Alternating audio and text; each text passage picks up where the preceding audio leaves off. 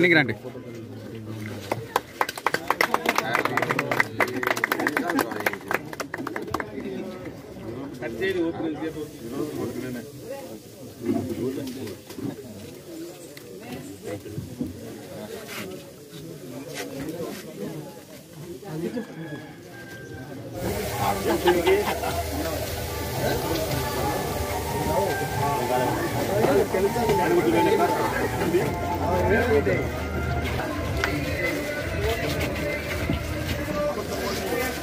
నా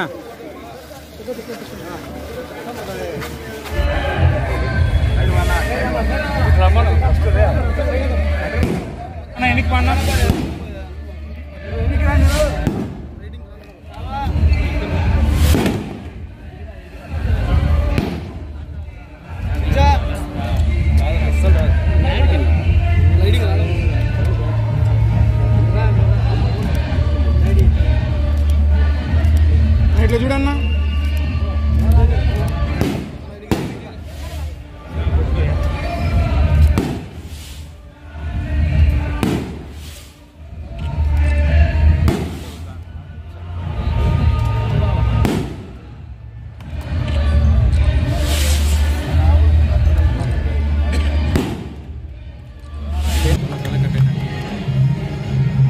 ఎన్ని కన్నా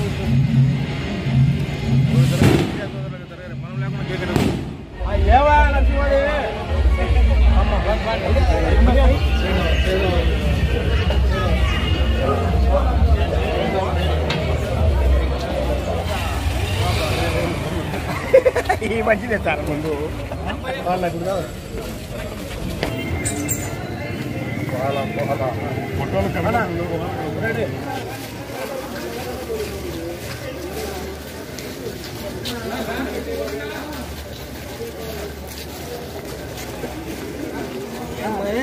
అన్నా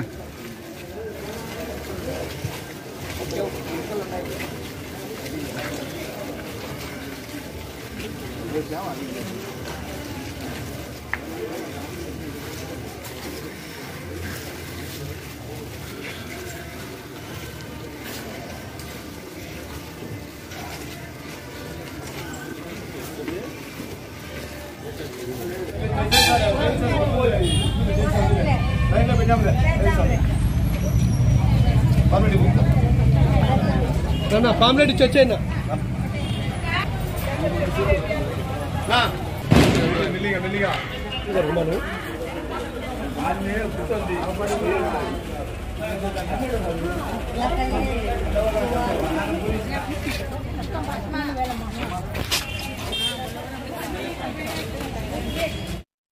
తొలి రోజు ఎన్నికల ప్రచారాన్ని 1వ వార్డు నుంచి ప్రారంభించినాం. బొల్లవరం, బుడాయిపల్లి మాకు ఇష్టమైనటువంటి 1వ వార్డు నుంచి. ఆ ఇష్టానికి తగినట్టే నా మనసుకు తృప్తి కలిగే విధంగా ప్రతి ఇంట్లోనూ వైఎస్ఆర్ కాంగ్రెస్ పార్టీ జెండాను సాదరంగా ఆహ్వానించింది. జగన్మోహన్ రెడ్డి గారి నాయకత్వాన్ని రాష్ట్ర వ్యాప్తంగా, ప్రొద్దుటూరు నియోజకవర్గ వ్యాప్తంగా రాచమల్లు అనే ఈ రైతు బిడ్డను, సామాన్యమైన పేద కుటుంబానికి సంబంధించిన బిడ్డను ఎంతో సాదరంగా బొల్లవరం, బుడాయిపల్లి ప్రజలు ఆహ్వానించినారు. నా నాయకత్వాన్ని, జగన్మోహన్ రెడ్డి గారి నాయకత్వాన్ని మనస్ఫూర్తిగా సమర్థిస్తూ ఉన్నారు. 100% ఇళ్లలో ఇప్పుడు నేను తిరిగిన చోట ఏకపక్షమైన తీర్పు ఇవ్వడానికి సంసిద్ధంగా ఉన్నారు.